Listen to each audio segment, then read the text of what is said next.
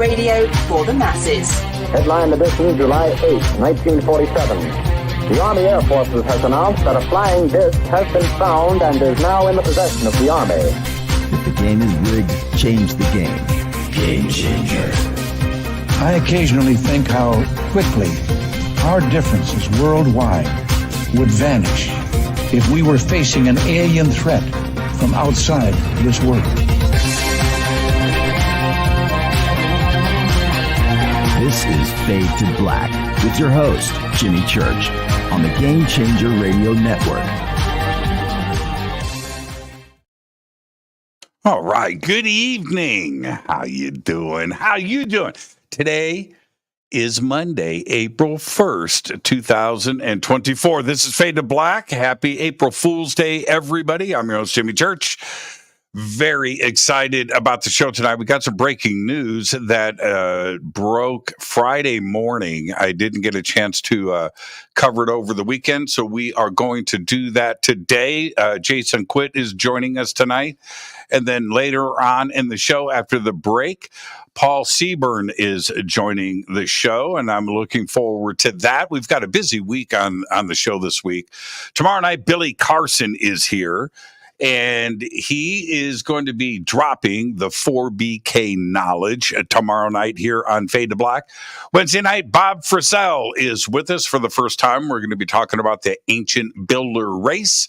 And then Thursday, John Malore is here also for the first time. And we are going to be talking about ETs in ancient literature, the Bible, Christianity. That's right. There are Christian ufologists out there. And we're going to do that on Thursday night. So we've got a big week coming up here on Fade to Black. And I do want to get straight to it because we've got some breaking news.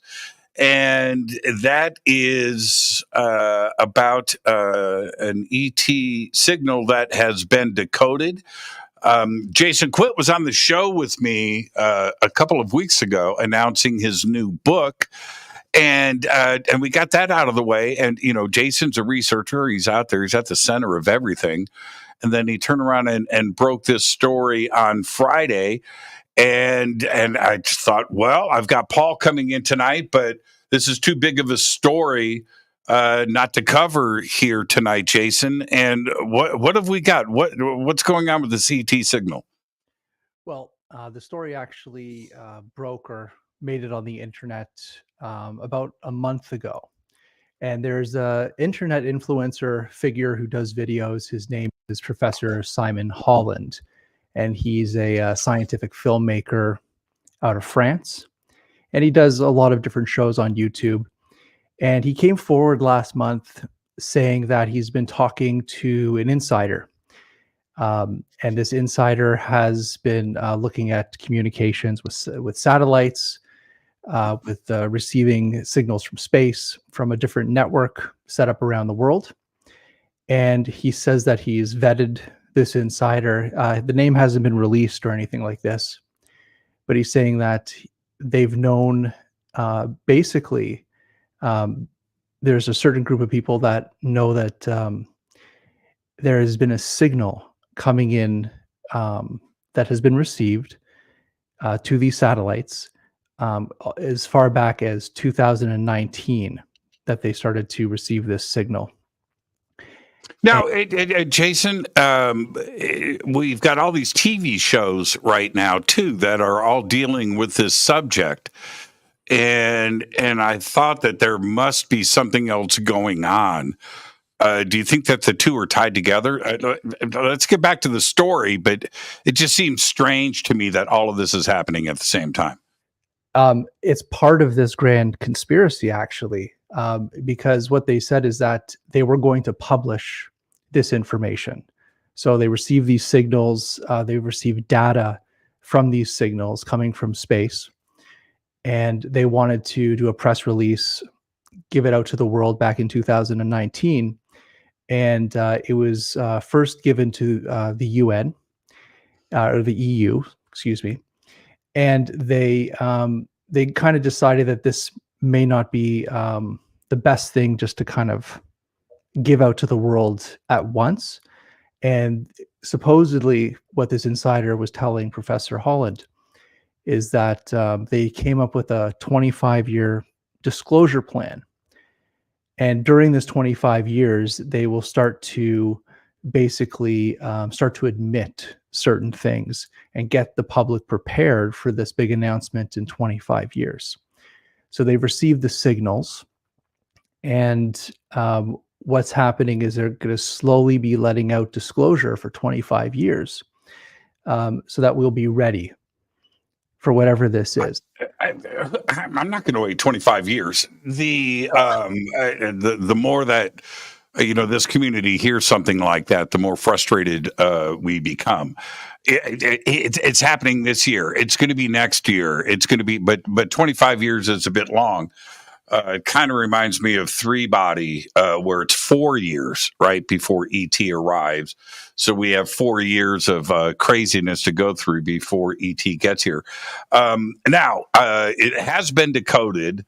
I do have an image of it here. I don't know what it means. Could I set up how we receive this? Yes. Well, you know that. Well, you have a lot of contacts. I have a lot of contacts. We have our own insiders into this. And when we heard this news, we were asking around to see if any of our contacts would have any information. And one came through, and they sent us one of these images or data that's been collected from the signal. And it's a mathematical equation.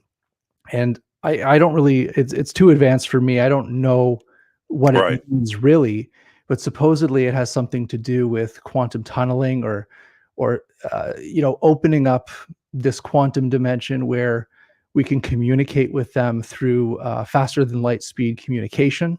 Mm-hmm. So it's an equation to basically tell our scientific community, I don't really know because it's mathematical. I don't understand it, but supposedly it's some way of connecting to this quantum world to communicate with these other dimensions or through space and time with these beings, whoever they may be. So this is the math equation that was sent to us from our insiders. Okay, I'm going to pop this up, and so let's let the community, now look at this equation and see what we can figure out. We have a smart audience, first off, and the UFO community is very, very smart, and they can unwrap stuff fairly quickly. And so by getting this up and out into the public is what everybody should be doing if you're sitting on information. Get it out there and let everybody look at it and see if they can figure it out. And I don't pretend to understand. I barely made it through Algebra 1. I don't think I took Algebra 2. Man, I bailed out and went to geometry and barely made it through that. I took the easy road through school. So anyway, looking at this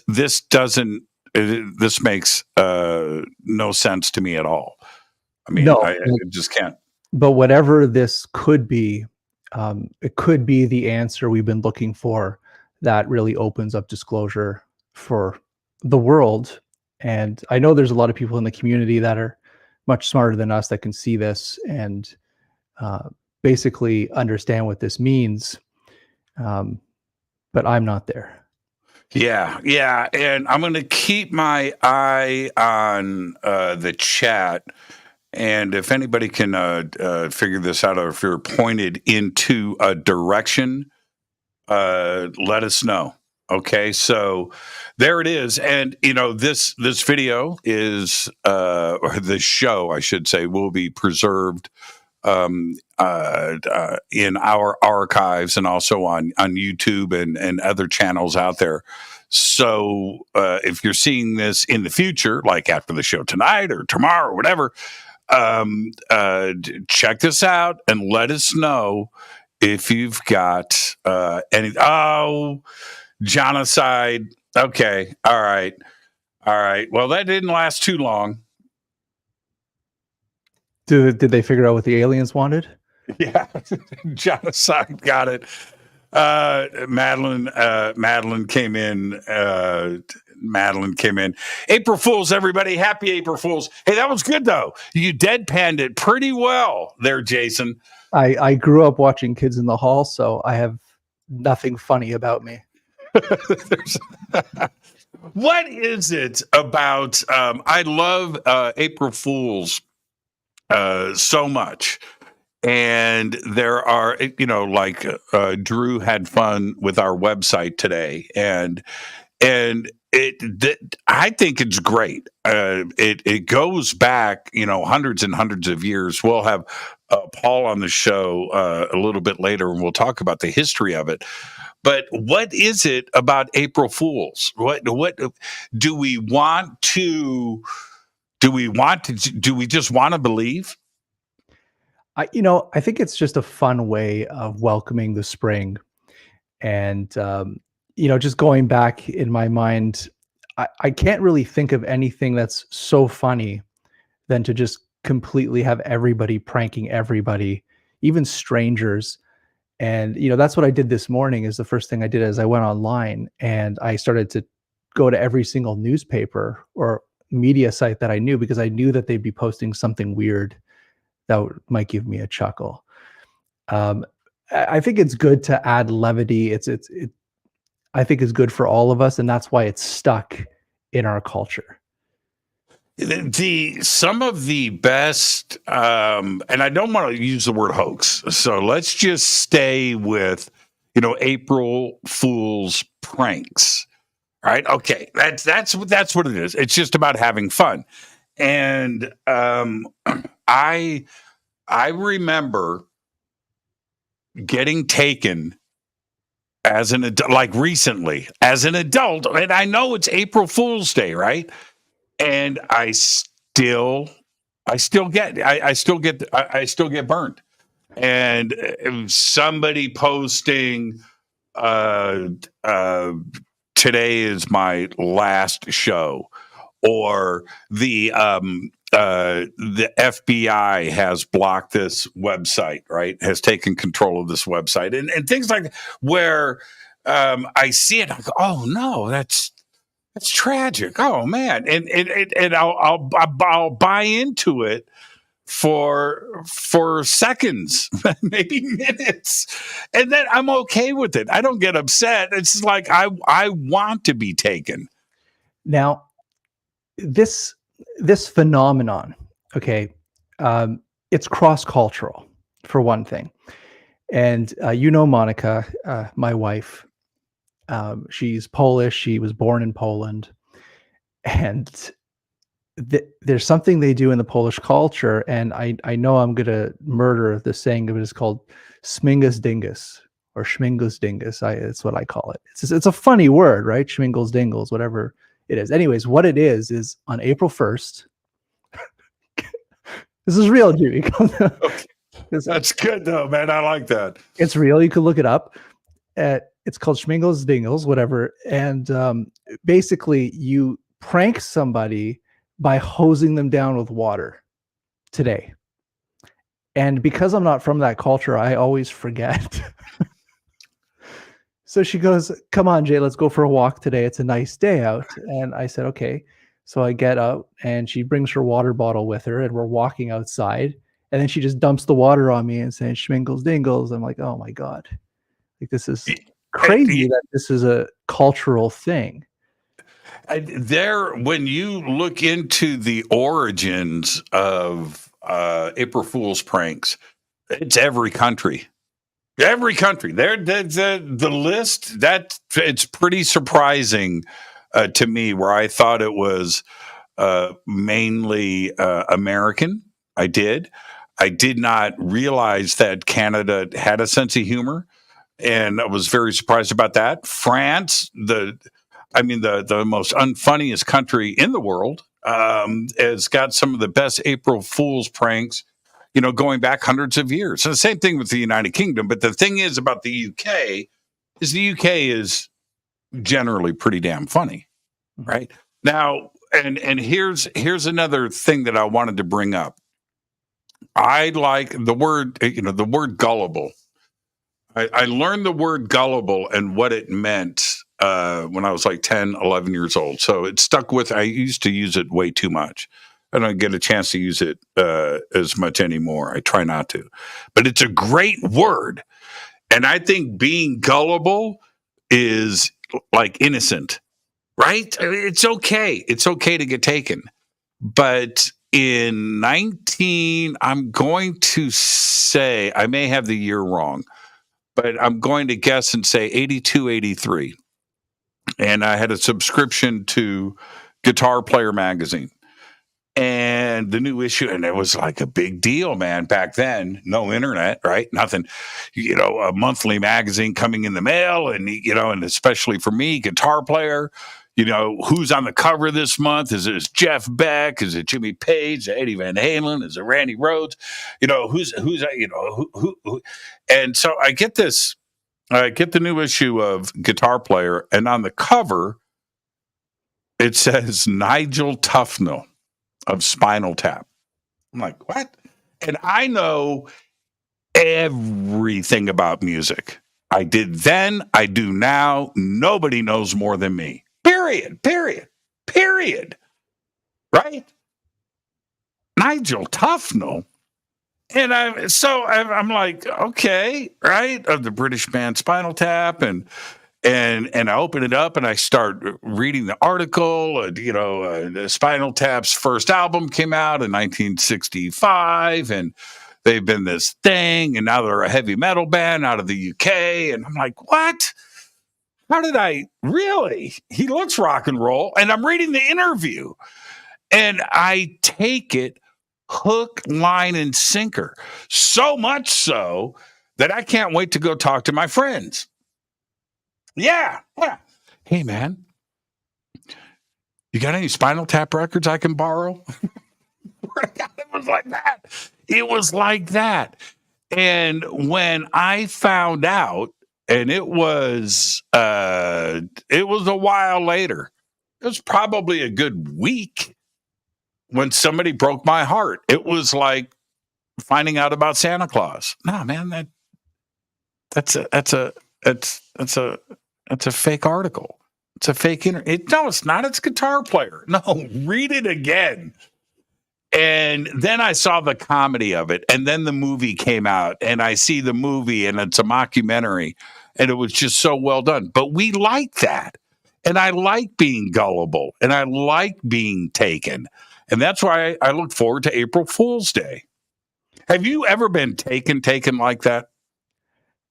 Again, I'm Canadian. It's very minimal here. I think maybe in the past when I was, maybe in high school, they maybe signed me up to Columbia House Records, and I just got a bunch of Neil Diamond cassettes in the mail.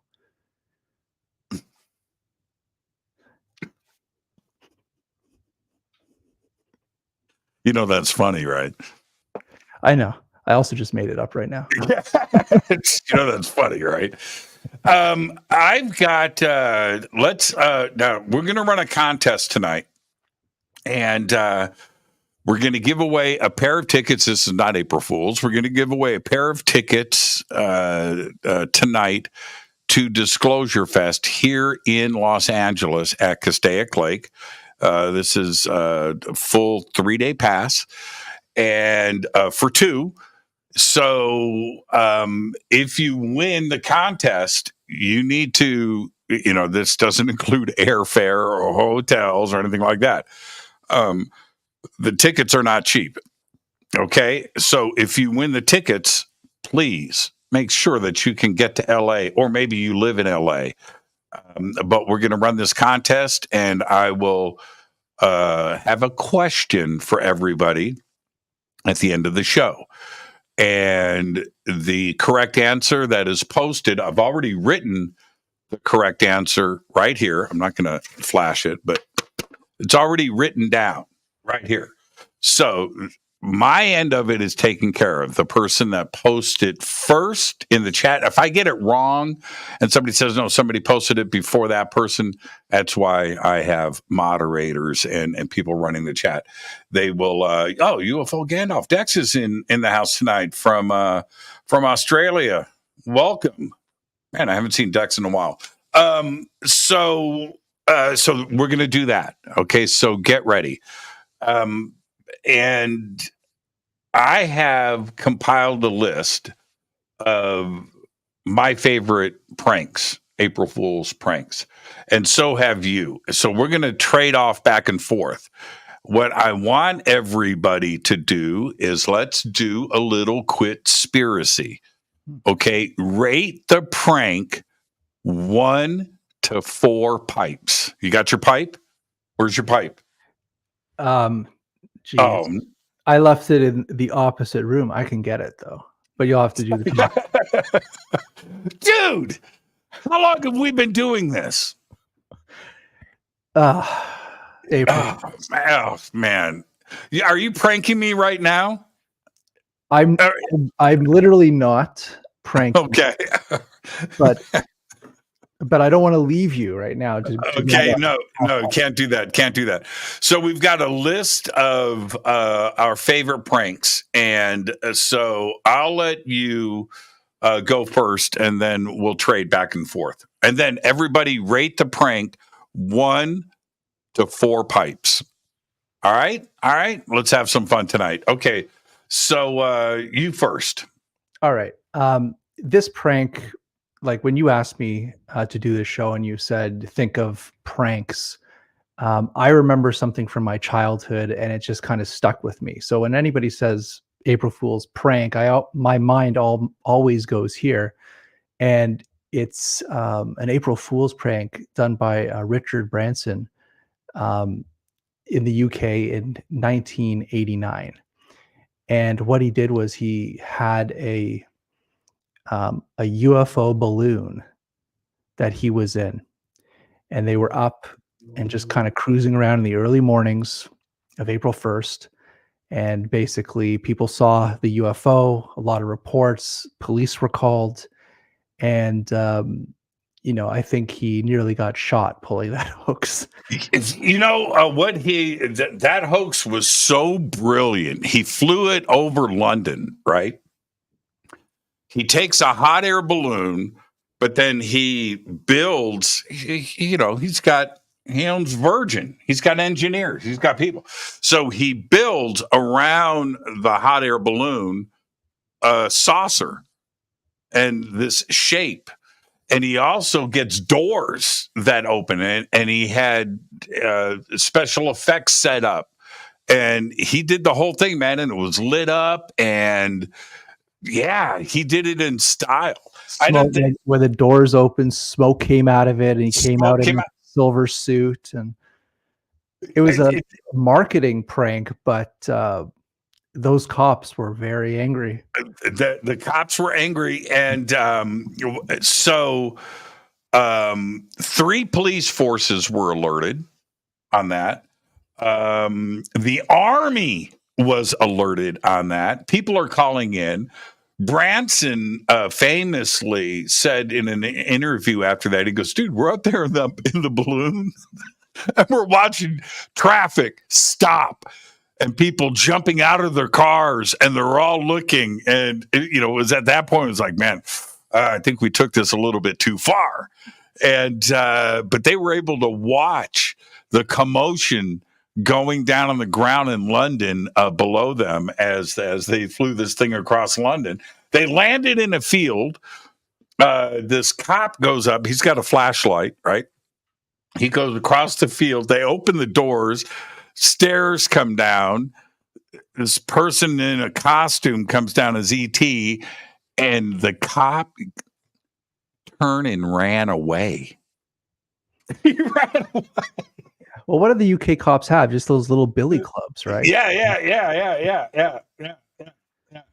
Turned and ran away, and I think it's one of the best pranks ever. And I think I saw some pictures of this after it happened, and I had to go back and look. I did this a couple of years ago, but I think they painted Virgin Galactic on it. Right? Yeah. It said Virgin Galactic, but Virgin Galactic wasn't around in 1989. So maybe that's where they got the name for Virgin Galactic, was from that prank in 1989. Yes, and people are still talking about this. And just to go back, like what I'm doing now is like I just keep going back, and there's so many like news articles about this because a lot of pranks don't go this far. This was, Well, if you got all the money, if you got all the money, that's what you do. That's a good prank, man. I mean, seriously, that's a really good prank. And like tonight with what we did with the signal, I saw the reaction. I got the email today. You can't joke about this, man. You can't joke about this. This better be real. And it's the reaction that everybody had with Branson is exactly like that. The interest in ET and contact worldwide is for real. Everybody is interested in the subject. It's really like that. How many times have I said on this show, Jason, over the years, I am who I am. All right, I am. This is me. I don't wear a mask. And when I'm on stage and I've got, 1, 2, 3,000 people in front of me, what? I'm supposed to be Mr. Serious Guy? It's somebody that I'm not? Right? Now, I take the subject serious, but I'm not allowed to tell a joke.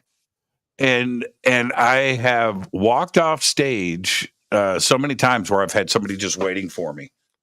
You think this is? Are you just Mr. Jokester? You just Mr. Funny Guy? You think this is funny? You think? And I'm just like, oh my, you are who you are, and that's the thing. Is like, I've always been that person that jokes around, always, and maybe I do it because I'm awkward in situations, so I try to make jokes out of things. But it's like if I'm going up and doing a lecture and I'm talking about, let's say, like out of body experience, and I'm talking about like entities or shadows, and I'm making jokes about it, people are getting very upset because of how I'm describing it, and they say, "Well, why would you?" make fun of this or laugh about it. I said, well, what else do you want me to do about this? You want me to cry about it? Do you want me to be, it doesn't make any sense. This is my personality, and this is how I share my story, is through maybe making it lighter. And now today I'm in the safe zone. People know when I get up on stage what they're going to get. Right. Okay. They're okay with it now. But man, I'm telling you, for a good solid year, maybe a year and a half, man, it was rough going. It's like, wow, man. And yeah. Okay. So now let me see here. I've got my list here. I don't have them in any particular order. Do you want to do a rating on each one? Yeah, we're going to do a rating on each one. Did we do, did everybody rate, let's see whose is better. That's kind of hard to top, Richard Branson. But I'm going to do, man, I think all of mine are pretty good. Okay. Check this out. In 2016, the National Geographic posted on Twitter that they will no longer be publishing photographs of naked animals. Dude, that's awesome. There goes their profits right there. That's awesome. I mean, that's awesome. That's awesome. And and who would have thought that that Nat Geo had a sense of humor, right? That's That's actually really a good one. I like that's it. that's really really good. And now I was so 1 to 4 pipes. 1 to 4 pipes. You know what? I gave you that one because the Richard Branson one I can't top. You just can't top. A competition right now. Now I'm getting nervous. Okay, let's go. Oh, I only got 2 pipes. Oh, I got 1 pipe from Patriot. Jack the Lad gave me 2 pipes. Oh man. National Geographic is known for their spreads of animals. Man, I only got 2 pipes. I'm getting 2 pipes. Richard Branson, 5 pipes. Yeah. Where are the pipes in the icon section? Man, Dex gave me 1 pipe, and I just said hello to him. Well, it's already Dex. You know, Dex. This is like 10 years ago, 9 years, maybe 8 years ago. Proposed marriage on this show, live. It was incredible. It was incredible. I don't know if you remember that, but so he proposes marriage on this show, then turns around and gives me 1 pipe. Dank Mystic gave me 1 pipe. Human gave me 4. Okay. All right. Okay. I'm getting compassion. Wesley Pipes. All right. Let's go to our next one. You're up next. Go ahead. All right. I'm going to stay on the alien theme because this is the community for that. And in 2010, this was crazy actually. A Jordanian newspaper called Al God reported that a UFO landed near one of their desert towns in Jafar, and that aliens emerged from this UFO, and they were 10 feet. 10 feet tall. 10 feet tall. 10 feet tall aliens, and basically this was put out literally just put out in the Jordanian newspaper and just broadcast through Jordan. And the mayor, like, nobody knew it was a hoax. And they ordered like the military to check it out. They told the citizens not to leave their homes. People were just in like a panic that they were getting invaded by aliens. And I don't know if the reporter's still alive. Yeah, right. I tell the story. Jordan, the Queen, and there's a certain thing about Jordan that I always thought that I forgot that it's the Middle East, right? And so I'm in Jordan a couple of years ago, and dude, I almost went to prison in friggin' Jordan, and I couldn't believe. I was like, "What happened to the happy place?" I was like, "Oh my God, machine guns!" Man, they take me into this interrogation room, and they went through my stuff and freaked me out. It freaked the whole situation. I don't look at Jordan the same way. No, they take themselves way too serious. So I can only imagine this article freaking people out. And you're right. I wonder if that journalist is still alive. He was probably chained to the same table I was in that interrogation room. But what did you do, Jimmy? They thought I was smuggling antiquities. Oh. Yeah. They photographed everything in my luggage with my passport too, by the way. Dude, machine guns. And bringing this photographer. He's got this big camera, and he's laying out my passport next to all of my stuff. Took like 30 pictures. Yeah, it was crazy. Yeah, you don't want to find yourself in that situation. True story. So what happened? Did they print a retraction? Did they apologize? How do you get out of it in Jordan? Obviously the paper had a full retraction and a sorry statement. I believe the reporter was fired for this. We hope. He's doing hard labor in North Korea. But I mean, like, it's a fantastic prank, but know your audience.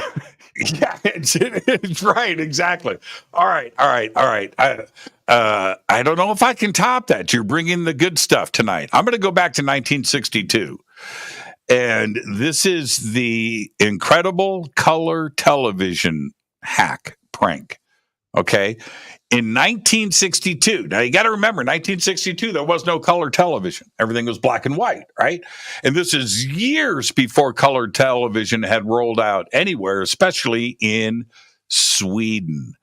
So the viewers of Sveriges television were tricked into believing that they could transform their black and white screens with this do-it-yourself hack. So they bring on, this is on April 1st, they bring on this technical expert. His name is Kjell Stenson. Right? So they bring him on, and he goes into this detailed hack on how stretching a pair of women's nylons wide open and sliding them over the top of your television set and covering the screen would bend the light's wavelengths, allowing viewers to see in full Technicolor. Now, what do you think happened? I think it worked. Yeah. You got people, honey, go get me a pair of your pantyhose. And people were stretching pantyhose over television sets thinking they were going to have color TV. And they bought into it. It's a good prank. I like it. I mean, because I'm even thinking about it, when you do actually stretch something like that and put it over a screen, it will refract the light. So it will actually add colors that you shouldn't see naturally. So it would have an effect. But that's a good prank. And it reminds me, I just typed it in because it just reminded me, they also did a prank with the TVs for smell-o-vision. Yes, smell-o-vision, one of the best pranks ever. Okay, we'll come back and you can do smell-o-vision. Right now, it looks like I'm getting 4 pipes. Did I take Jason? Did I take everybody? Did I take Jason on this one? Wait. It's aliens versus pantyhose. Not Predator, alien versus pantyhose. Jim's camera. Nice way to sell panties. I know, right? I'm sold out. I need some pantyhose. We're sold out. Imagine if this was marketed and you had street vendors just on every corner with pantyhose, and that day they would have cleaned up. Oh, I took you on this one. In Peru, so they have all these street vendors all over the place, and you're going to these sites and you're doing the thing. But what they have in Peru, it's a very unique situation. They've got instant rain. I swear to God, I'm not making this up. This sun's out, 12,000 feet. It's warm. It's beautiful. And then all of a sudden, you see the vendors whipping out the parkas, right? The plastic, the ponchos. Mm-hmm. It was like, what do they know when it's about to rain? And those things are $5 each. And it's gnarly. And it's crazy how those vendors can cover up their booth, right? Because they're selling really nice stuff. And they cover their booth, and then they got the poncho display out. And how quick it happens. It's hilarious. I've watched him sell out on those ponchos. Okay, let's do smell-o-vision. I don't know much about it. I just remembered and looked it up. Wait a minute. I've got smell-o-vision. You want me to do smell-o-vision? All I know, it was 1965. Okay, then let's go back to your list, and then I'll come back with I'll do smell-o-vision. Yes. Okay, but you got to top smell it. See, now you already know what I'm going to do. You can't top smell-o-vision, so I can. don't swing, don't king whiff this on purpose. Bring me something good. Okay. This one made me laugh just because I travel a lot. So, and when you're traveling, you're kind of disoriented.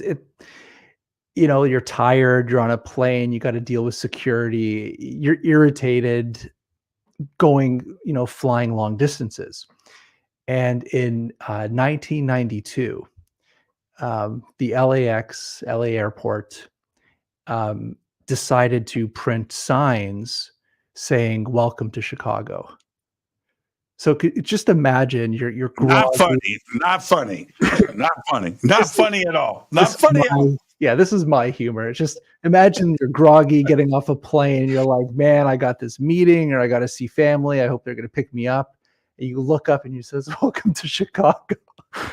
It's like, I guarantee you people had nervous breakdowns seeing that. I would have freaked out. I would have lost it. Did I sleep through that? Did they announce the change? Did the flight get diverted? You'd be all confused. It kind of looks like LAX though.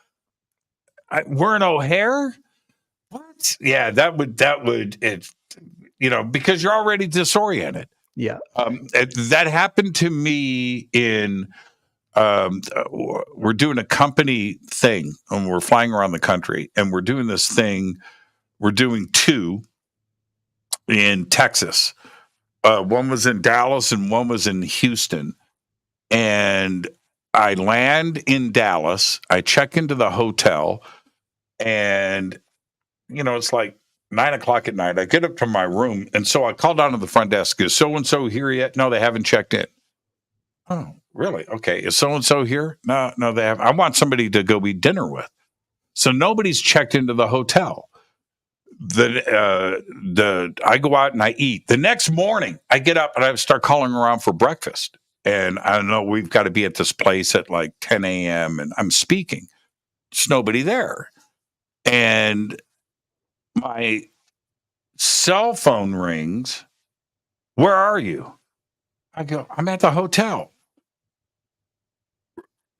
Which hotel? I go, I'm at the whatever it is, right? I'm at the Hilton in Dallas.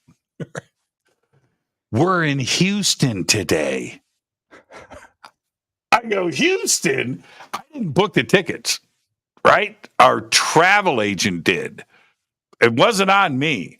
But I flew to Dallas and it never dawned on me. I just thought that everybody arrived late. And I was in the wrong city. No, that scares me. In fact, I don't even want to tell this story, but it happened to me where, they put military time on your tickets. Mm-hmm. Well, in Canada, I don't know what it is, but I personally have never used military time. So I get the ticket and I misread it and I showed up to the airport and my flight left like 8 hours prior. It's like, what? I love that. All right. So you did LAX did the welcome to Chicago sign. Not funny. Excellent prank. Yeah. Just okay. So here's smell-o-vision. Now this has been done many times over the years, different versions of it. But in 1965, the BBC purported to conduct a trial of a new technology allowing the transmission of odor over the airwaves to all television viewers. Many viewers reportedly contacted the BBC to report that the trial was a success. And in 2007, The BBC website repeated an online version of the hoax that it would be internet, you know what I mean, instead of smell-o-vision, smell-o-net. And Google did it in 2013 as a tribute. I think that's awesome. Now, okay, so let's rate this one. 1 to 4 pipes. Smell-o-vision. I got 3 skunks from Dickie Berg. I got 3 skunks. Odor vision. I'm doing pretty good here. I'm getting 4s. I'm getting 4s. Smell-o-vision. People are liking it.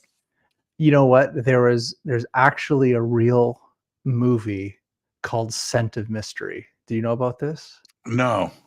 It appeared in the 1960s. And basically what they did was, as the movie was playing, they like wafted certain scents into the theater so that you would smell what is all going on in the screen. So, they've been at this for a while.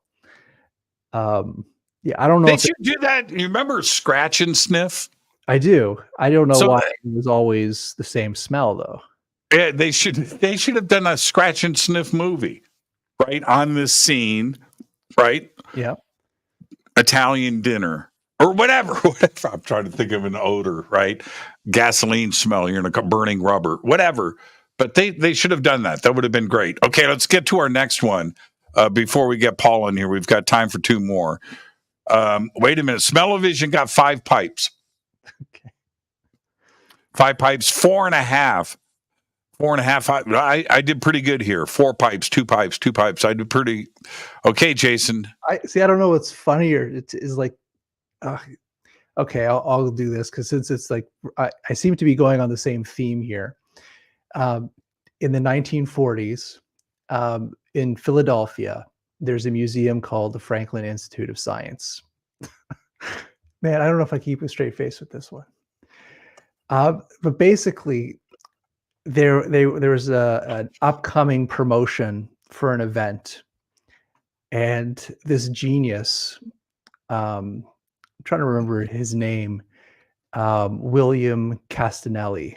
So this marketing genius decided to get on the media and the newspapers, and he put out a press release saying, "Your worst fears are coming true as the end of the world is near. Astronomers at the Franklin Institute of Philadelphia confirmed this terrifying fact. Scientists predict that the end of the world will end tomorrow at 3:00 Eastern Standard Time." And then they wrote, "This is definitely not an April Fool's joke." So again, it's like marketing genius. Dude, that's awesome. That's a good prank. They said the whole city was in fear and panic. And it reminds me of War of the Worlds a little. And I know War of the Worlds, it was released in October. It was just before Halloween, the original broadcast of War of the Worlds. But imagine if they timed that to April Fools. It's the same type of feeling. Yeah. Okay. I'm just going to, man, I'm gonna not play fair here. Okay. This is my favorite prank of all time. This is number 1. All right. I just want to make sure this is a Hail Mary that gets caught. This is the game winner. You ready? I'm ready. In 2010, The Independent, the newspaper out of the UK, reported that the Circle Line of the London Underground that goes around London, the subway, right, of the London Underground, was being considered as a new location for a particle accelerator by CERN. Dude, that's the best April Fool's prank headline ever. I remember that. I remember it coming out and reading it. And I never knew it was an April Fool's joke until you told me. It's just the best. Yeah. That is the absolute. That is 4 pipes. You can't mess with that. Oh, I got 5 pipes. I got 1 extra. Yeah, no, it's a good one. That's the best prank ever. I mean, that is, it's like everybody's biggest fear, right? And I don't know if you've seen the new TV series Constellation, but it deals with this.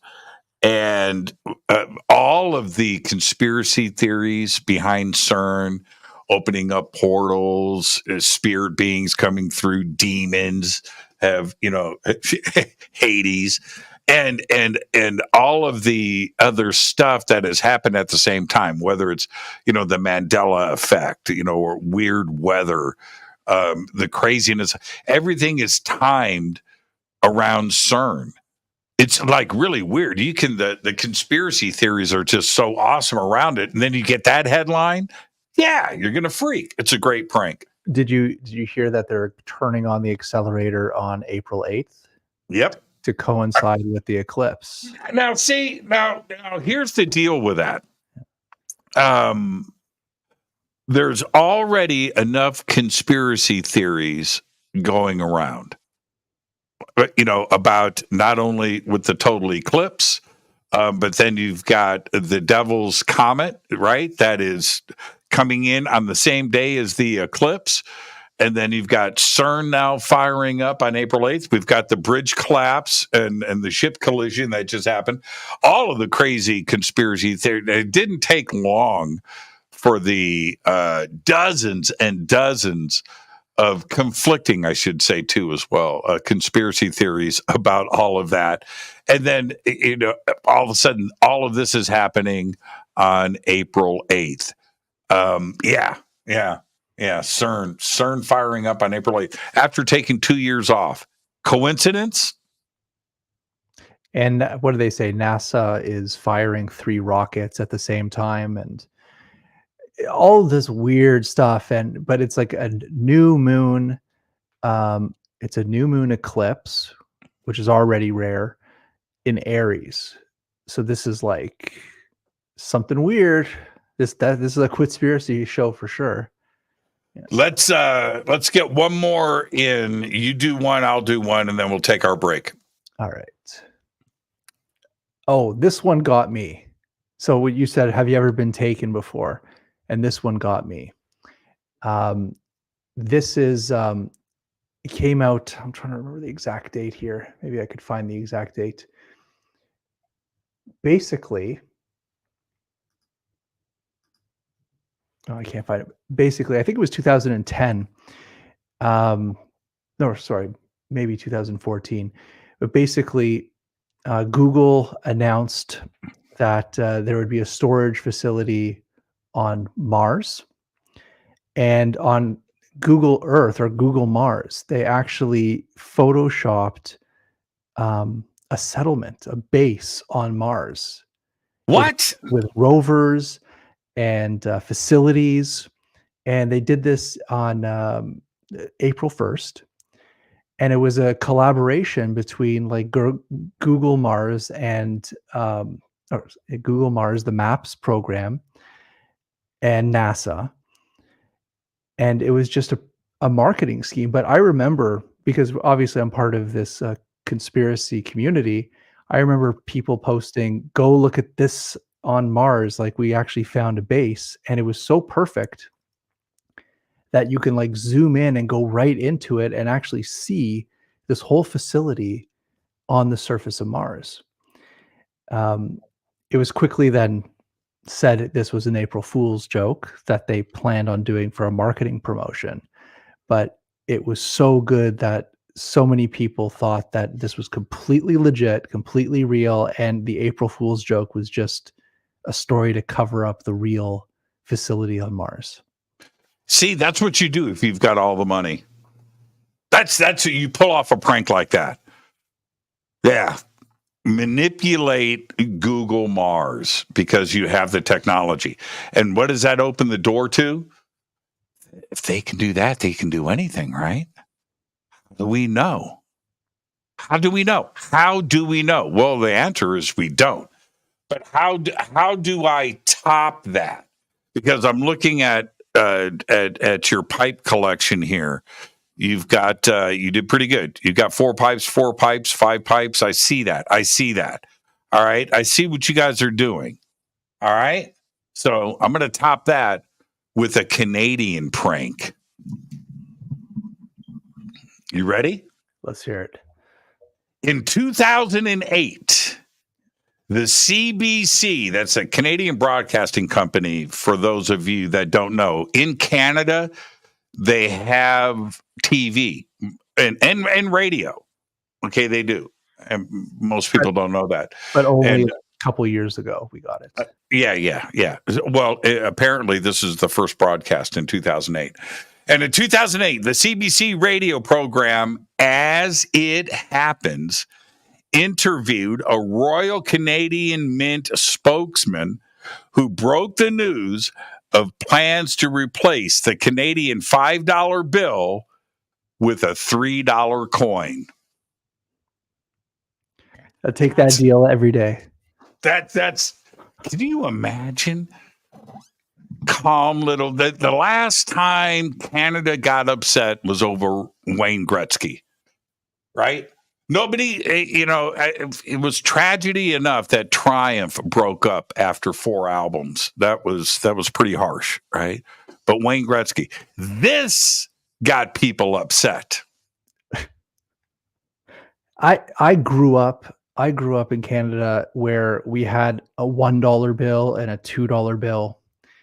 And suddenly we were introduced to the loonie and the toonie, and we're like, what is this? This coin? It didn't make sense to us.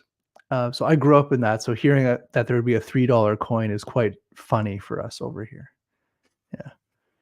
That's a good prank, but it wasn't, well, I don't know. I think we kind of tied it.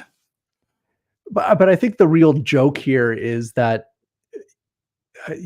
money isn't worth anything anymore. So it's saying, for $5, you get a $3 coin. I don't know if you know this about Canada, but we got rid of the penny. Oh, you guys don't have pennies anymore? We got rid of pennies a couple of years ago. It's like outlawed. I can't even bring pennies back to the bank. Well, you guys are a little behind us. In the United States, we don't have change at all. No. I don't know the last time. Well, you were just with me in Las Vegas. Okay. You can't, that's it. You go up to a cash register, it says no change. No change. Round it up. You're not getting any change back. Nope, it's $4.50, but it's going to cost you $5 because you're not getting any change back. It's pretty bizarre. It's pretty bizarre. Let's take our break right here. It is April Fool's, everybody. I'm your host, Jimmy Church. Jason Quitt is with us, and when we come back, we'll be joined by Paul Seaburn. Stay with us.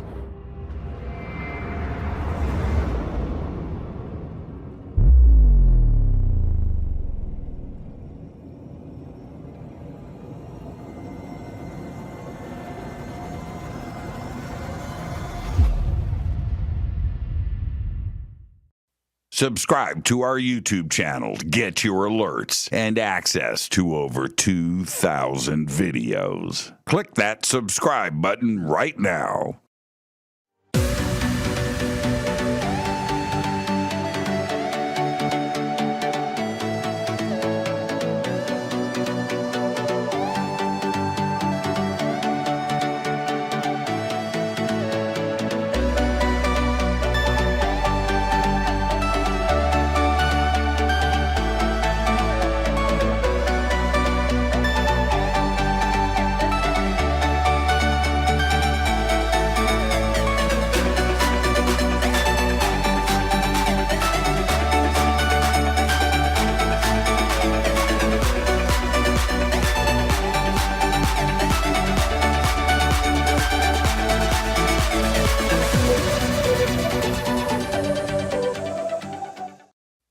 to jimmychurchradio.com and get the Fade to Black official podcast. 2,000 episodes, all of them commercial free for just $2 a month.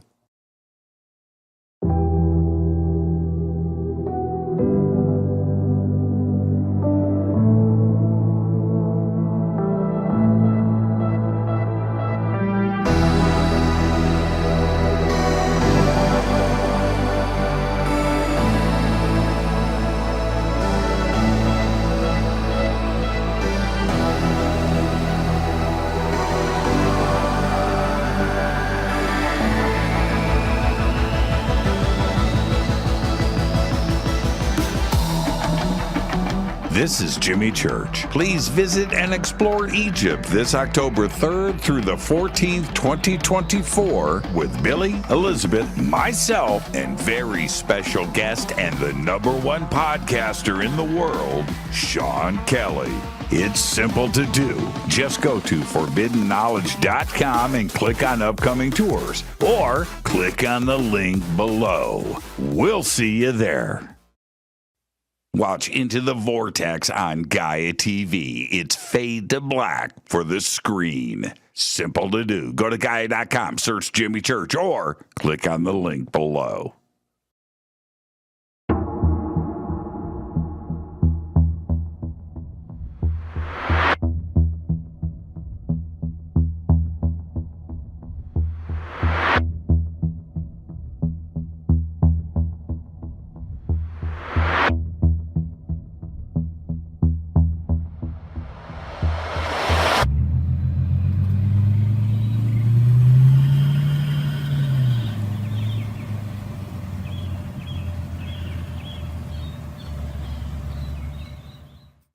Follow Fade to Black on Twitter at JChurchRadio. Get all of the show updates every single day.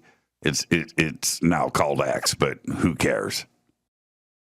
How you doing? Jimmy Church here. Special announcement. Get your Fade to Black t-shirts. That's right. Help support the show. Help support everything that we do over here. We've got 2 t-shirts. We've got 2 ways to get them. And right now, if you get a Game Changer membership for a limited time, you will get Fade to Black Blend coffee with your Game Changer membership. That's right. We have 2 t-shirts. We have the original, the classic Fade to Black t-shirt. You know you want one.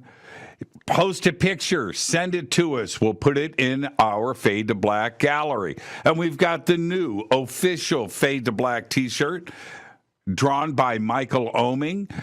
2 t-shirts, 2 ways to get them. Get yours today. Everything is in stock. Everything gets autographed. Everything includes shipping, and you're going to get a tracking number. And with a Game Changer membership, you get an email to me. You get unlimited commercial-free downloads of the show. Those are uploaded every single night after the show to the website. So don't delay. Get your Fade to Black t-shirt today. Go Backley Tappy.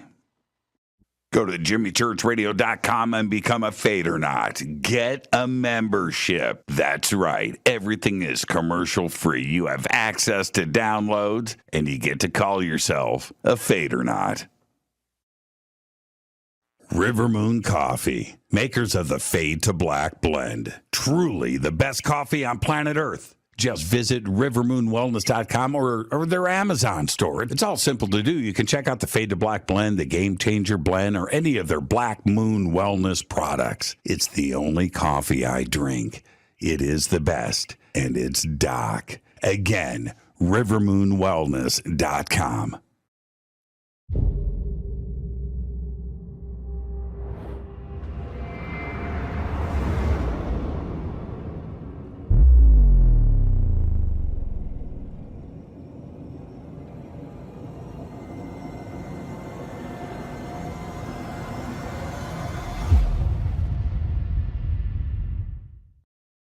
All right, welcome back. Fade to Black. I popped in too early. What am I going to do? Pop back out? No, I'm just going to sit here and wait for the commercial to finish. That's the way it goes.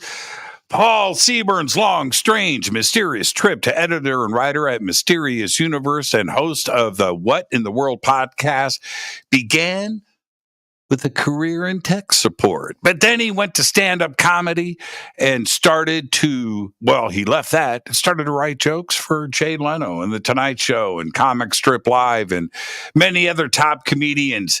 And he now writes for Fade to Black. I needed somebody.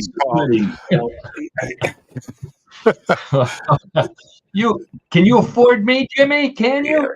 Well, see, here's the thing with that. People don't laugh at my jokes now they know why. It's tough. It's tough. Yeah, I'm so thrilled to be here. I can't believe you looked at April Fools, and I'm the first fool you thought of. Or maybe was it Jason? Was Jason the first fool? I'm not sure. Anyway, thank you so much for inviting me on. I thought I would start ahead of the game. I've got my pipe, and I see Jason has his, so we're ready. This is a perfect show. I love this, and Paul, I wanted to ask you, especially as a writer, a comedy writing is got to be one of the toughest and most competitive things out there. And it goes back thousands of years, right? This is an old historical tradition, and writing for somebody else is got to be pretty tough. What is that like? It takes a certain type of writer, certain type of comedy mind to do that. I found out early on. I was doing stand-up, and I opened for a very funny comedian. I won't mention her name. She cornered me after the show, and she said two things to me. She says, "You really suck." But as a comedian, she said, "But I like your jokes. Would you sell them to me?" And that's how I became a comedy writer. I wrote for a lot of women. I wrote for Joan Rivers for a while. And people ask me, well, how can a man write material for a woman? And I tell them it's really very simple. My middle name is Michael, so my initials are PMS. So I blame it on my mom for naming me that. That's kind of the way it goes. One of the curses of being a comedy writer is that while you listen to other people talk, you think of funny things. So I want to, if you don't mind, I'd like to address a couple of things that Jason said during your earlier, during the first hour. Jason, I'm going to quote my old friend Don Rickles, who referred to Canadians by saying, "You're a real hockey puck." The Canadian military time, I don't know if you know this, but Canadian military time is actually 3 minutes shorter than American military time, kind of like the money. So I can understand why you were confused by the but the worst thing, Jason, the worst thing, and you brought my wife into this. Now, you mentioned that your wife is Polish. Yes. My wife is also Polish. You mentioned that today is Dingus Day. What you failed to do, and you're going to be punished for this by your wife after this, is to point out that this is actually a harmonic convergence of two different events, two different great dates in history. One is April Fool's Day, the other is Dingus Day. They don't always land on the same day. Dingus Day, which is what we call it in Cleveland, the American capital of Poland, is the day after Easter. The day after Easter. And what happens on the day after Easter? You were close. You were very close. The boys, or the men, in my family, it was the men because we never matured. The boys go out and get water, and they chase the girls and throw water on the girls. And that is to release the pent-up tension of fasting for 40 days and 40 nights, probably. I don't know about that. And then, Easter happens yesterday, and we gorge on candy, and we're on this sugar high. And that's kind of how it ends up that way. In Cleveland today, we had parades. We had pierogi eating contests. In fact, my wife gave me her T-shirt to show you that it says You bet your pierogi I'm Polish. Nice. She had this on all day today. Okay, so so she said you need to correct Jason on his Polish history and his Polish traditions. I'm learning. I actually just came back from Poland I was in Poland in November. So I hope to go back soon and get more educated. Oh, it's a wonderful country. I've been there myself, and it is a wonderful country. Also, since I'm picking on people here, it's for Jimmy. I don't know if you realize this, but the story about the nylon on the TV, the black and white TV, I do remember that. That actually came back a few years ago, and there was another story that said that if you took a pantyhose, nylon pantyhose, and you stretched it over your widescreen TV, now you had to stretch it pretty far, but if you stretched it over your widescreen TV and pulled it all the way down to the bottom, to the lights on the bottom, you could get free HBO. So, you know. Anyway, that was good. I sympathize with you, Jimmy. You know, my motto at Mysterious Universe is the mysterious does not have to be serious, and it's a challenge sometimes to have a sense of humor in the paranormal world and still be accepted. So I sympathize with you completely. That is a tough thing to do. And one more thing before I get into the history of April Fools. I know I've taken over the show. Have you said anything in this hour yet? You're doing good. You're doing good. I have in my possession the best classic April Fool's joke. Now, this is the joke that a prank that you two may have done in your youth. It dates back to the landline days before cell phones. And what you would do is you would pick up your phone or your mom's phone, and you would call the corner store. And you would ask the clerk when they answered the phone, you would ask them, "Do you have Prince Albert in a can?" And they would say, "Yes, I do have Prince Albert in a can." And you would say, "Well, let the poor guy out." So I happen to have an official can with a Prince Albert in the can. That is authentic. My dad had that. He passed it on to me because he was a big fan of practical jokes.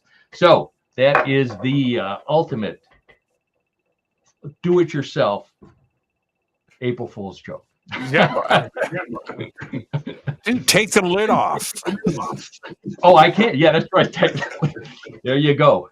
There was actually tobacco in it. It's crimp cut for your pipe and cigarette. And also on the back, it says, "Does not bite the tongue." I would have paid extra if it bit the tongue, but let's get into the history of this. Okay, let's get into the history. I'm sorry. Go ahead. What were we going to do? How far back does it go? Man, I've got a weird. We've got a weird echo going on here. Okay. How about? Let me see if it's Jason. Hold on. No, it's definitely you. Turn your volume down. Okay, sure. How's that? Is that better? We'll see. Much better. Okay, now I can't hear you. Oh, there we go. I can hear you now. Can you hear me? Yes. Oh, okay, good. All right, let's try that for a little while here. So there's a number of stories, conflicting stories on the birth of April Fool. One of them is that it comes from Chaucer's Canterbury Tales. Geoffrey Chaucer's Canterbury Tales dates back to 1326, I think he wrote it. The prank, I think, is that there's so many people who say they read Canterbury Tales. Nobody read it. We were all assigned to do it. No one ever read it. We got the Cliff Notes, or we just pretended to read it. But allegedly, it comes from the Nun's Priest's Tale chapter or story of the Canterbury Tale. And I don't know if you guys remember that, or the people listening in. It's really a simple story for those of you that don't know Old English. I'll explain it. The Nun's Priest's Tale involved a nun who went to confession, And she's in the confessional, and she says to the priest, "Bless me, Father, for I have sinned. I'd never seen you without your collar on. I didn't know that was you at the nude beach." And then it goes on, and they talk about April Fools. That was the first April Fool's joke. So that is not accepted by the scholars as the first official instance of April Fool. The next one is the Catholic Church. Now, back in the 1500s, France had a festival that they called the Feast of Fools, and it was endorsed by the Catholic Church. And the reason why they did that was the French were still not as Christian as the Catholic Church wanted them to be. So they allowed them to have pagan festivals, and one was this Festival of Fools. They were allowed to, what did they do? They brought donkeys into the church. They dressed in costumes, and they reversed social roles. I'm not sure what that means. We're doing that today, so it could mean just about anything. It got out of hand, and the Catholic Church said, "Well, we can't allow this anymore." But it took hundreds of years before they finally ended it. So that's the second one. But the most accepted source of April Fools is also in France, and it has to do with the Gregorian calendar.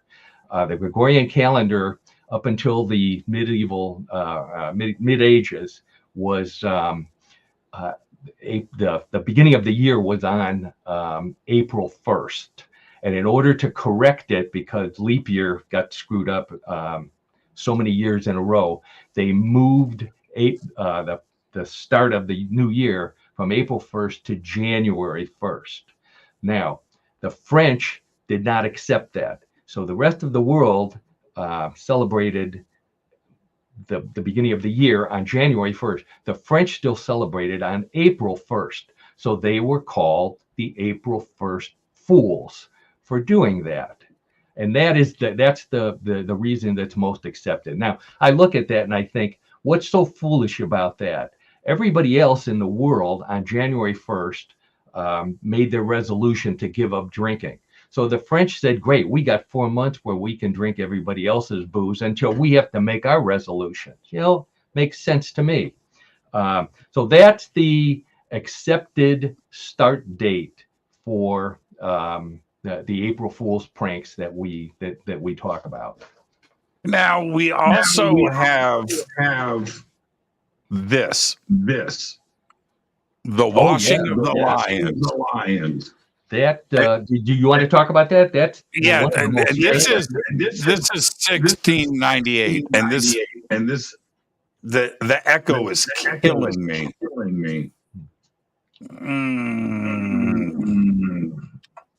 Let me see if I can fix this.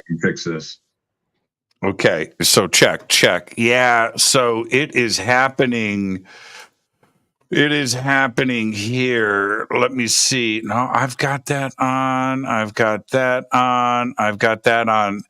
Yeah, Paul, what I want you to do is you need to turn your speaker volume down. Whatever you're listening to, your speaker volume, it's coming back into the microphone. So you need to just turn that down as low as you can get it. Okay. How's that? Well, 100% better. Is that better? Well, we're getting there. Okay, so 1698, I'm just going to do this here. 1698, the washing of the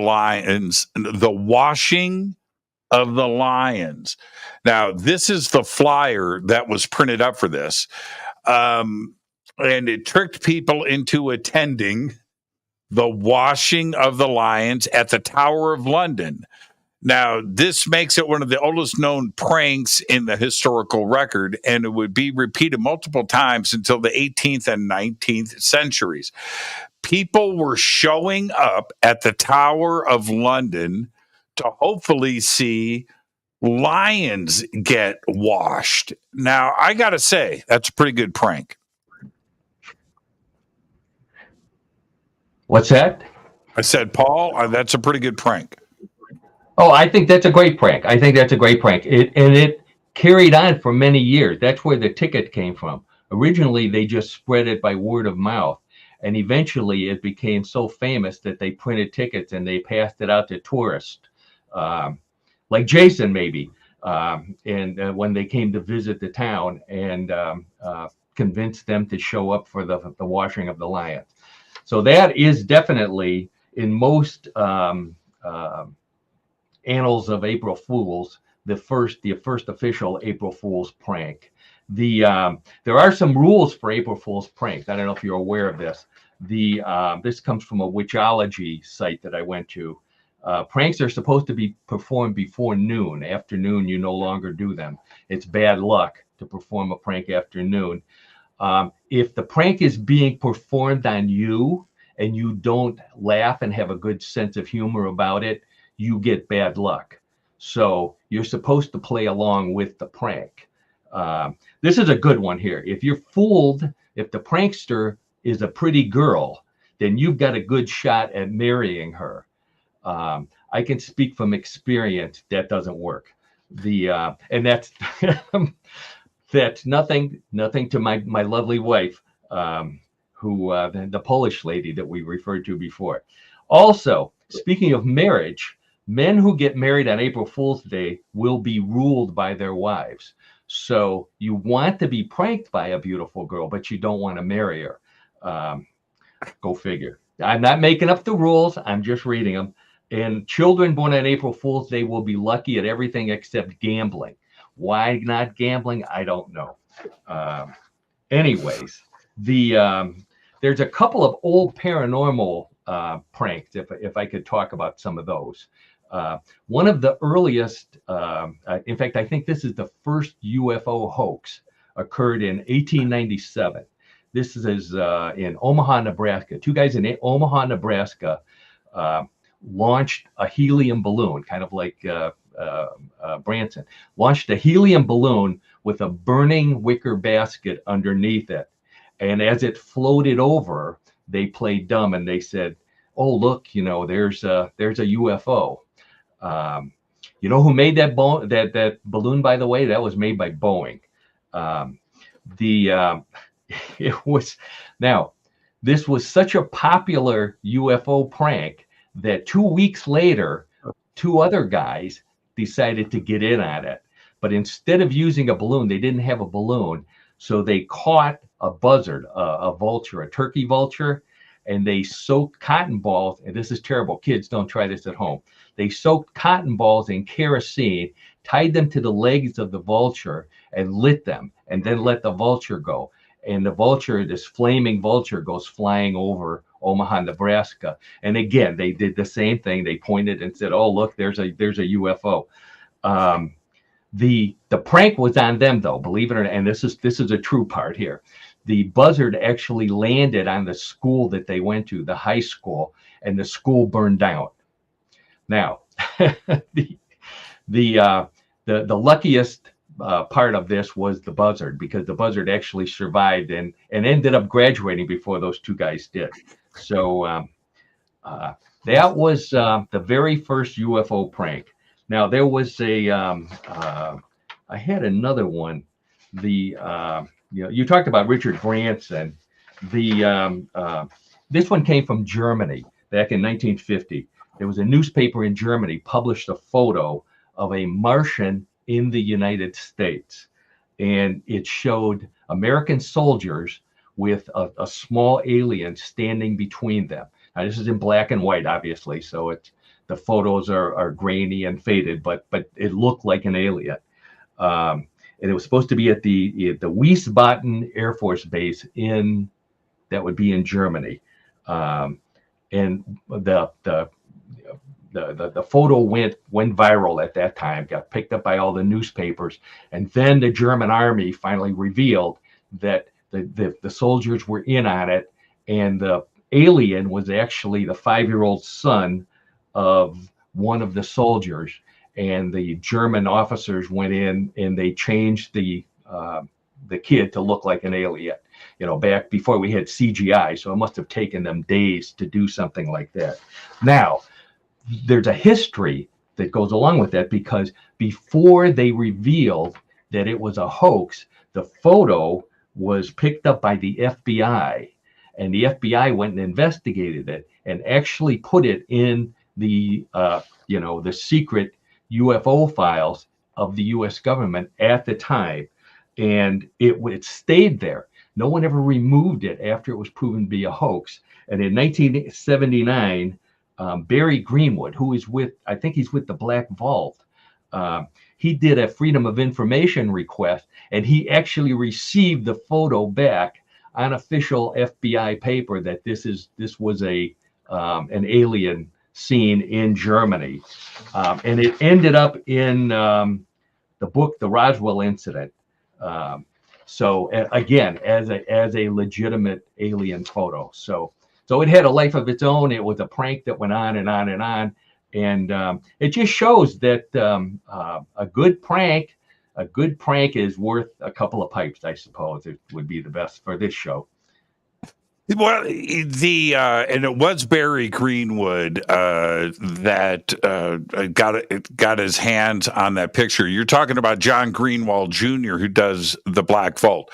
Two different researchers, same photograph, but that photograph still makes the rounds today as being authentic. Isn't that wild? That's just unbelievable. People want to believe.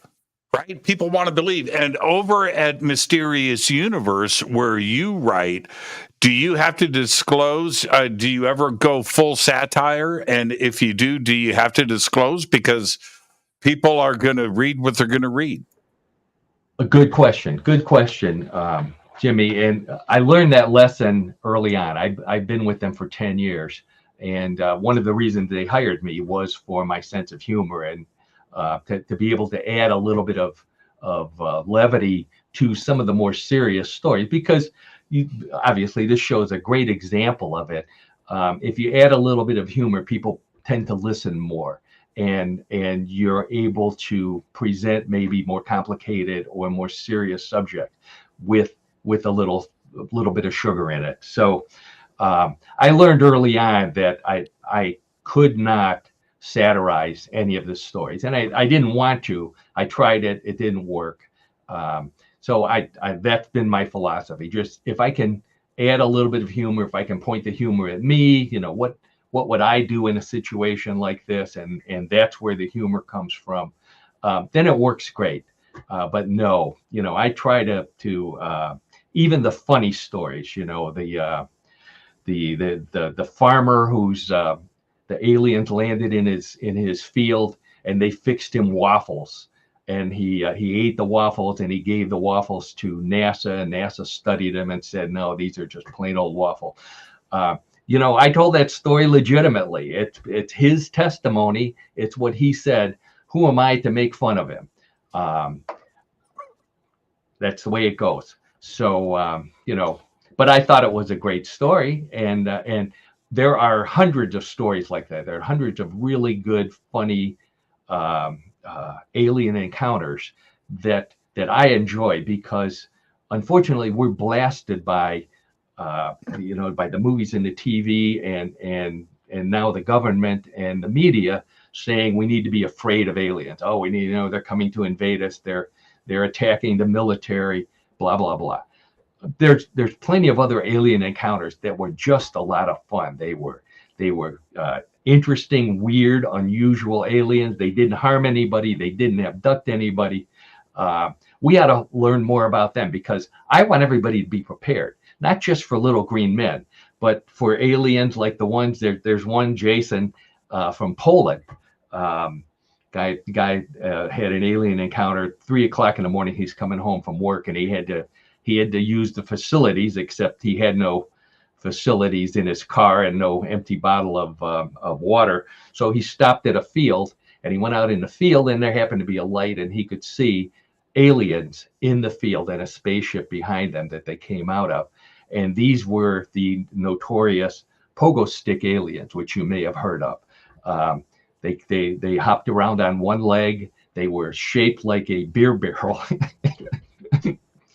In Poland, I'm surprised they didn't get attacked. They were shaped like beer barrels, and they had really long arms, like they were picking things up from the ground, like they were picking up litter, which to me, I thought maybe they might be doing community service from their planet, and they were sent to Earth to clean up that dirty planet down there, like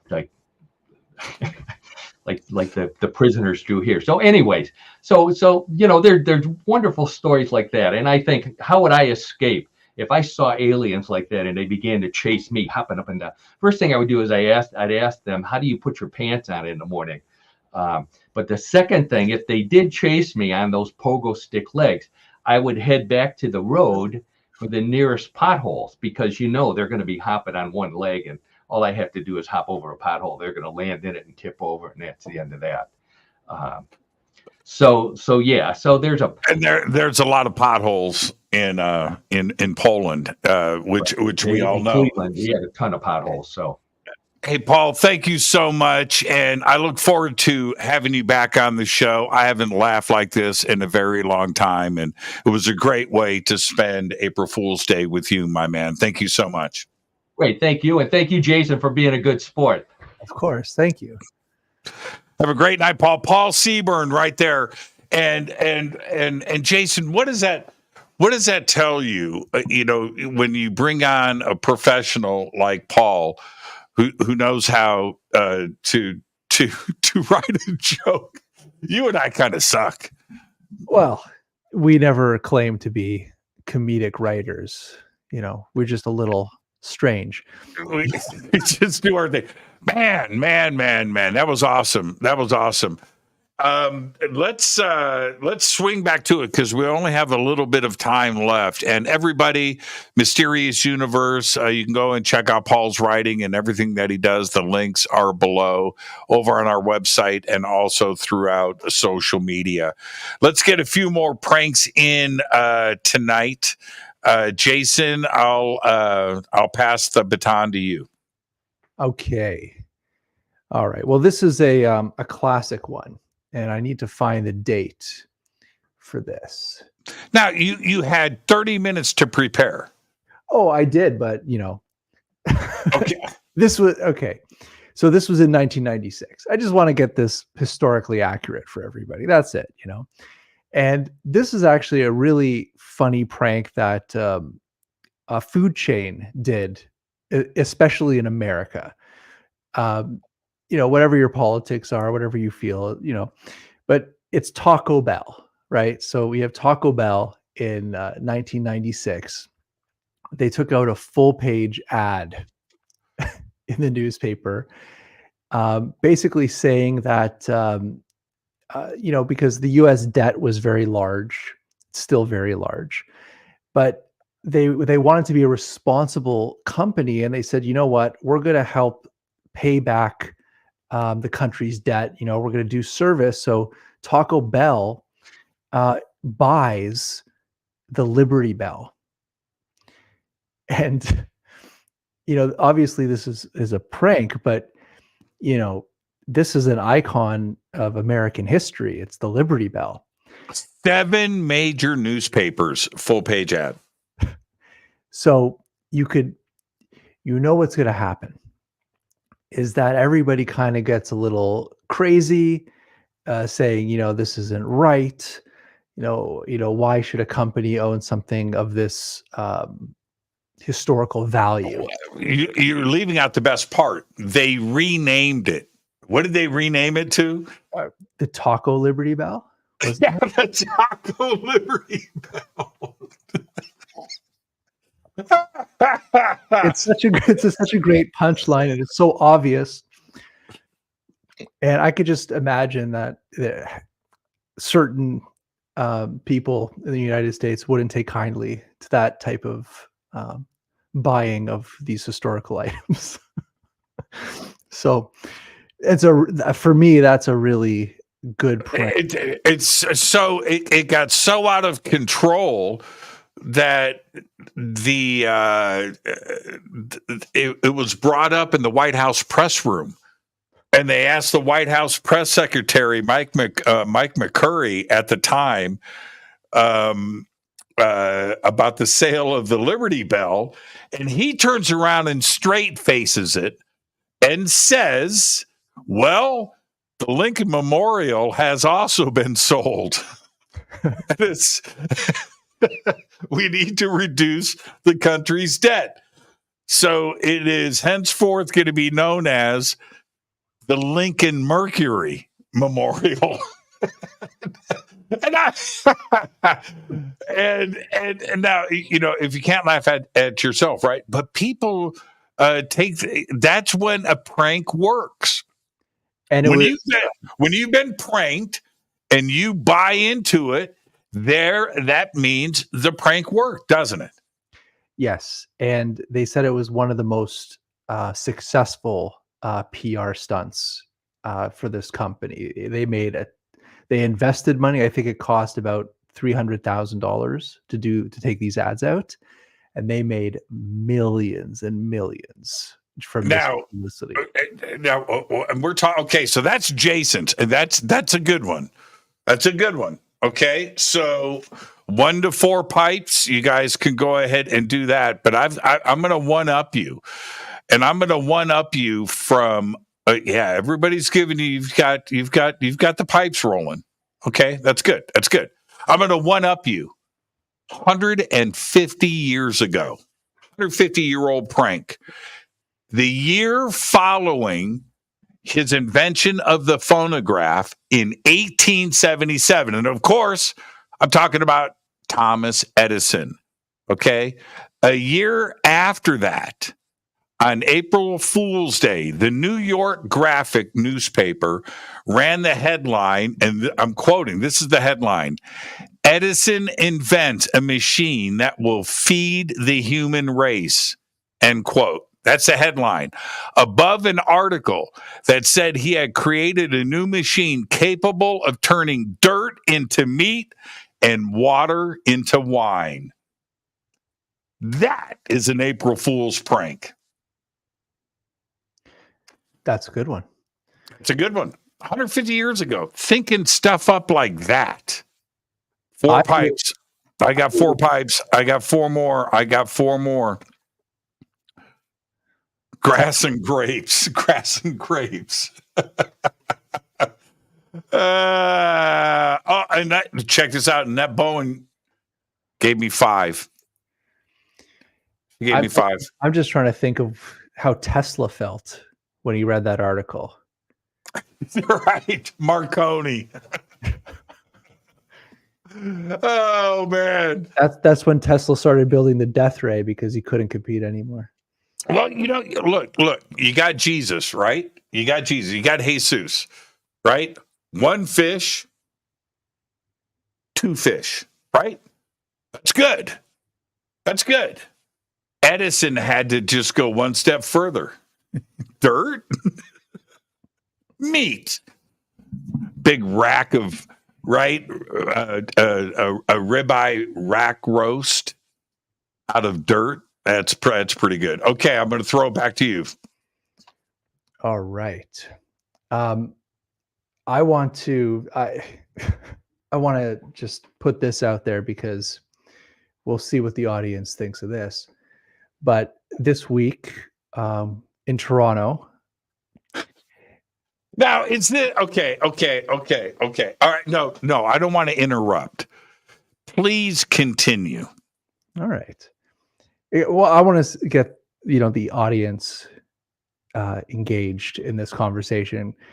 Basically, this week, we had all these newspapers in Toronto basically writing that Toronto is brainstorming and trying to figure out a way to tax the rain that hits your roof. So they want to measure your property.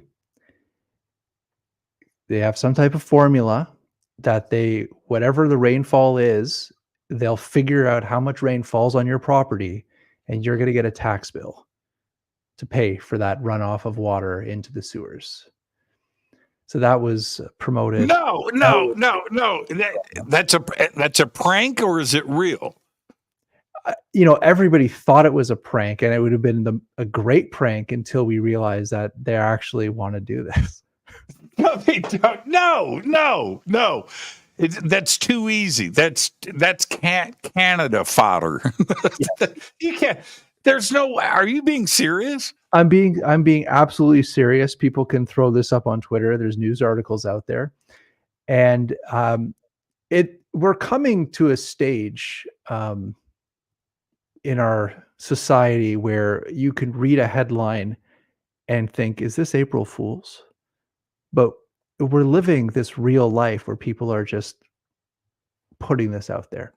So I wanted to include this because it sounds like an April Fool's joke, but it's not.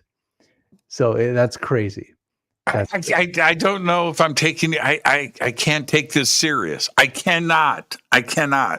This is like the great maple syrup heist. You know, I'm not. And it's you, Jason. I've known you since we were kids. I trust you. We work together. We do things together. You're an intellectual. You're everything that I am not. So when you tell me these things, I am trusting you, and I am believing you. This is bullshit. I don't believe it. I don't believe. No, it's going to be a very hard year because it was a warm winter here. So how do you tax? What brainiac in Canada has a system to measure the rain that has fallen on your property? And you're going to have a rain meter, like a gas meter, like a water meter? What? It's honestly, the way it works in Canada is they wake up in the morning, they go to the office and they say, how can we take more money from people? And they sit and brainstorm every day. So that's life in Canada. But like I was going to say, it's going to be a hard year because it was a warm winter here.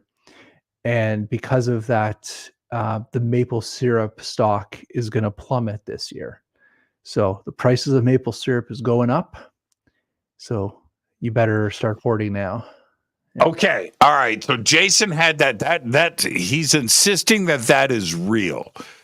If you believe that what Jason just said is real, rate that 1 pipe to 4 pipes. I want to see your rating because I'm going to do this because this is very similar.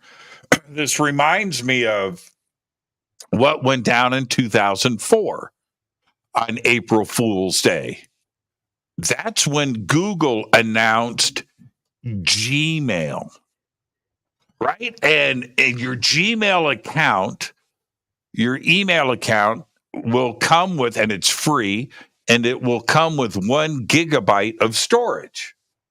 Now, back then, a gigabyte, well, even today, right? But that back then, a gigabyte was like the real deal. That was all the money. And they announced a real email service, Gmail, which is obviously used worldwide, but that came with the free gigabyte of storage, and people thought it was an April Fool's joke, and it was a real press release, and they made the mistake of doing it on April 1st. Now that's what this rain tax reminds me of. Now people are gun shy. They don't know if it's real or not. Right. I remember that Gmail thing, and okay, this is check this out. Yes. Mike Rivers, I'm in Manitoba, and the rain tax is 100% real. Canada is turning into a very fun place. April Fools. Yeah.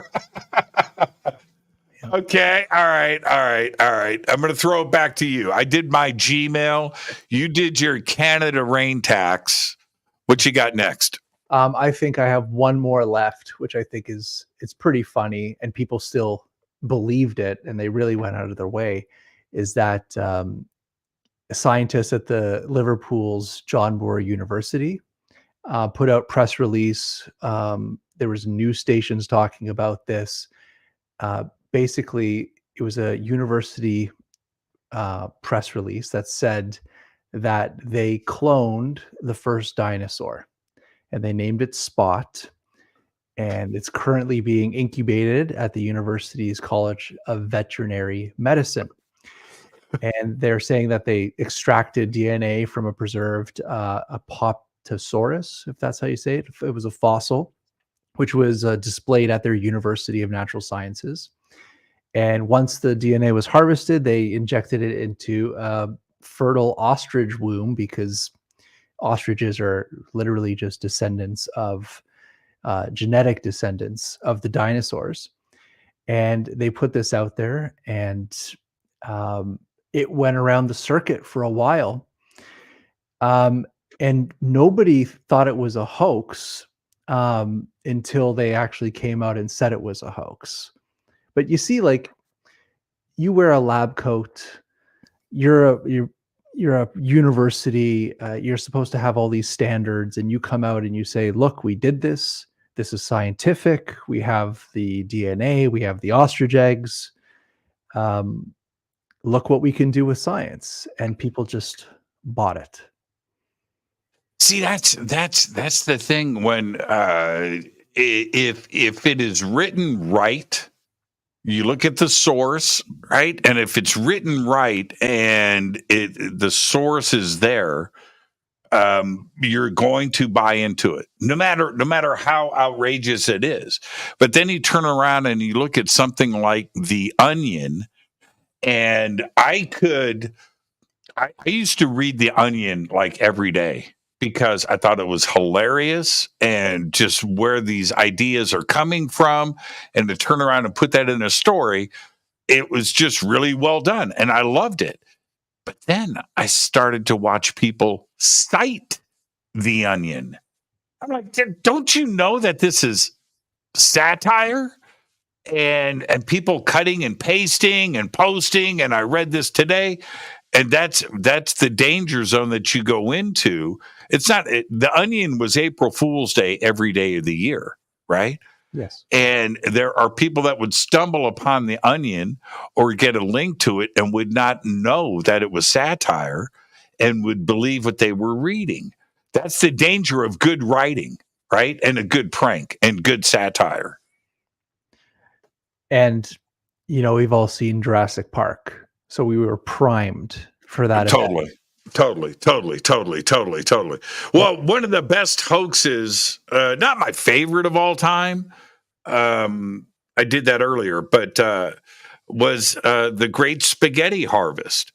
And this was 1957. Now, you would think that, okay, well, let me just tell you what the prank was. In 1957, the BBC, and now look, it's the BBC, right? The progenitors of Monty Python and Benny Hill and all of that great. Think about that for a second. The BBC's got this stuff dialed, and you would think, right? But this is what happened. 1957, the BBC pulled off what still many think is the most famous April Fool's Day prank of all time. 8 million people tuned in to watch Panorama's 3-minute feature on the Swiss spaghetti harvest. Okay, now, which was, and this was a news report. And in the news report, it stated that after an unseasonably warm winter brought an end to their dreadful spaghetti weevil pest control issue, the spaghetti weevil, right? And the region of Ticino near the Italian border was said to have yielded an exceptionally heavy spaghetti crop. The footage showed people picking strands of spaghetti off trees and bushes before tucking into their homegrown feast. Now, let's stop right there for a second. Spaghetti wasn't the staple in Britain at the time like it is today. Okay? All right? So people didn't understand right away that there weren't spaghetti trees. I swear, or a spaghetti weevil, or where spaghetti came from. And this took off. When 8 million people tune in to something like this, it's a numbers game. So if it's 8 million people, how many have never had spaghetti before? A lot. It's a big number. And how many, right? And this is one of the greatest pranks of all time. And it's genius writing. The timing was right, and nobody in Britain knew what spaghetti was. You've got the recipe, literally, for the perfect prank, don't you? You know what? They really took their time with this, because if you watch the video, they meticulously tacked the spaghetti strands to the trees, and they had shots of people picking them and looking at them and putting them in baskets and then taking them to their tables. This was done properly. And they said that the BBC got a bunch of letters and phone calls basically asking where they can buy these trees, because they want to start planting them in their backyards and their farms so they could also harvest spaghetti. So people took this very seriously because it was very meticulously well done. Now, I've got some more BBC. You would think that I went to a BBC website. No, it's just that the BBC had this stuff down. They knew how to pull the stuff off. And so they bring on this very famous astronomer, a real astronomer. His name is Patrick Moore. And in 1976, now he had street cred. Okay, he was like the Carl Sagan, right, of the UK. So he gets on the radio and on BBC Radio and tells the radio listeners that due to a rare planetary alignment of Pluto and Jupiter, the Earth would experience a shift in its gravitational forces that morning, allowing them to float into the air. Right? Now, he deadpans this. He deadpans it on the radio. Now, people are listening. They're like, what?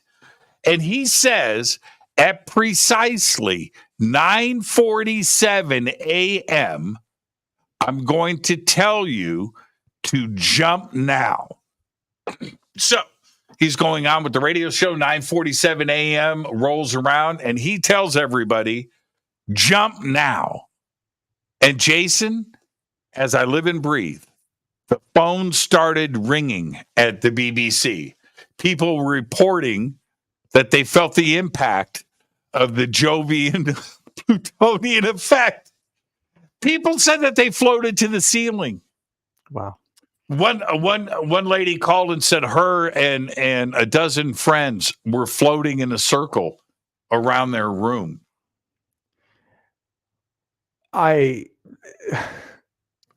Maybe they were. Maybe this is like mass hypnotism. But, the suggestion could be strong enough that people would actually manifest or have a vision of this happening, which is it's an amazing experiment on people to do this. It's a really good prank too. Yeah, it's a really good prank. You were mentioning earlier, now I've got to run this contest, but you were talking about real headlines. And today, on April Fool's Day, now I'm going to say this to everybody. One, I'm not making this up. Number two, this was CNN. Now, I'm not picking on CNN. It could be Fox, it could be BBC, it could be Sky, it could be anything. All right. But in this case, it was CNN on April Fool's Day. These are two actual real headlines. And the first one is 500,000 California fast food workers will now earn $20 per hour. They ran that headline on April Fool's Day. The article is real. It sounds fake. That sounds like a prank, right? But it's on April Fool's Day.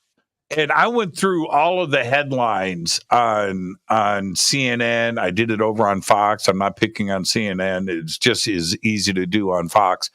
And the headlines are the craziest things ever, but they're real. Like this one, and I'm not making this up. Flame retardants found in thousands of consumer products linked to cancer in people for the first time. Now, that sounds like satire. It's like that's a real headline. It's as if we didn't know this before. But today, that's a headline on April 1st. All right. Yeah, somebody just said that is not a joke. They ran it before today. Yeah, exactly.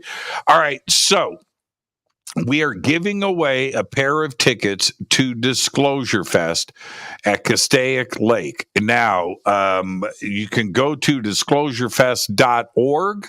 You can check out everything that we've got going on. This is a huge, huge, huge outdoor music and consciousness festival, the Mass Meditation. I've been hosting this since it started back in, I'm going to say 2015, 2016. This is thousands and thousands and thousands of people. This is a big event. And this year, amazing music guests that are going to be there on multiple stages. But I've also got Billy Carson coming out. I've got 19 Keys. We've got a whole Stairway to the Stars speaking presentation that we are doing. We have the beach. We have everything else. I'm giving away a pair of tickets right now to the first person to post in the chat my favorite prank of all time. Now, said it earlier in the show. Who posted first right now? You've got 2 minutes left before the end of the show. All right?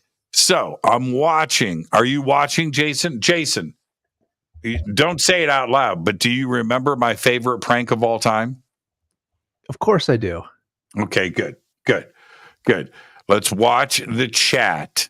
Let's see who gets it first. These tickets are not cheap. And it's a pair. It's a pair of tickets. Winner is Yuffalo. Oh, winner is